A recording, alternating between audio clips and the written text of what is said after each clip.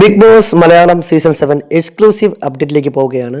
അതായത് ഇന്ന് നടക്കാൻ പോകുന്ന നോമിനേഷനിൽ ആരൊക്കെയാണ് അവിടെ ഉൾപ്പെട്ടിരിക്കുന്നത് എന്ന് പറയുകയാണ്. ഇത് ലൈവിൽ കഴിഞ്ഞിട്ടില്ല. ലൈവിൽ അല്പസമയത്തിന് ശേഷമാണ് നോമിനേഷൻ സ്റ്റാർട്ട് ചെയ്യുക. ഇത്തവണ 2 കാറ്റഗറി ആയിട്ടാണ് അവിടെ നോമിനേഷൻ. അതായത് കഴിഞ്ഞ ആഴ്ചയിൽ ഓപ്പൺ നോമിനേറ്റ് ചെയ്ത ആൾക്കാർ ഇത്തവണ കൺഫെക്ഷൻ റൂമിൽ പോയി നോമിനേറ്റ് ചെയ്യണം. അതുപോലെ കഴിഞ്ഞ ആഴ്ച കൺഫെക്ഷൻ റൂമിൽ ഇരുന്ന് നോമിനേറ്റ് ചെയ്ത ആൾക്കാർ ഇത്തവണ ഓപ്പൺ ആയിട്ട് നോമിനേറ്റ് ചെയ്യണം. അങ്ങനെ അവിടെയുള്ള മത്സരാർത്ഥികൾ നോമിനേറ്റ് ചെയ്ത ആൾക്കാരുടെ പേരുകളാണ് നമ്മൾ പറയാൻ പോകുന്നത്. ആദ്യമായി ജിഷിൻ ഇത്തവണ നോമിനേഷൻ വരികയാണ്. വൈൽഡ് കാർഡായിട്ട് വന്ന ജിഷിന് കഴിഞ്ഞ 2 ആഴ്ച നോമിനേഷൻ വന്നിരുന്നില്ല.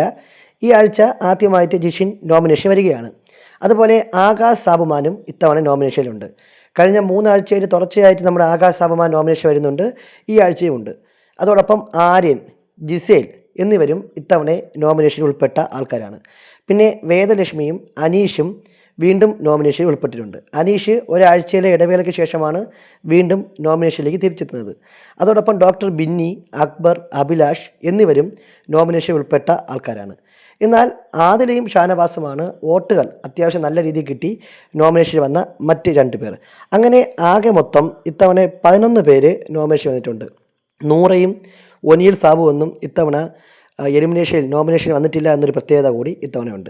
അപ്പോൾ ഈ പറയുന്ന 11 പേരിൽ ആരാണ് പുറത്താവാൻ സാധ്യത കൂടുതൽ എന്ന് കമൻറ്റ് ചെയ്യാം. എൻ്റെ അഭിപ്രായത്തിൽ സാബുമാനോ ആര്യനോ ബിന്നിയോ ഈ ആഴ്ച ബിഗ് ബോസ് വീട്ടിലോട് വിട പറയും. ചിലപ്പോൾ ആദിലയും വിട പറയാം. ഇതിൽ ആരാണ് ഔട്ടാവേണ്ടത്, ആരാണ് അവിടെ നിൽക്കേണ്ടത് എന്നുള്ള കാര്യത്തിൽ നിങ്ങൾക്ക് ഇപ്പോൾ കമൻറ്റുകൾ രേഖപ്പെടുത്താം.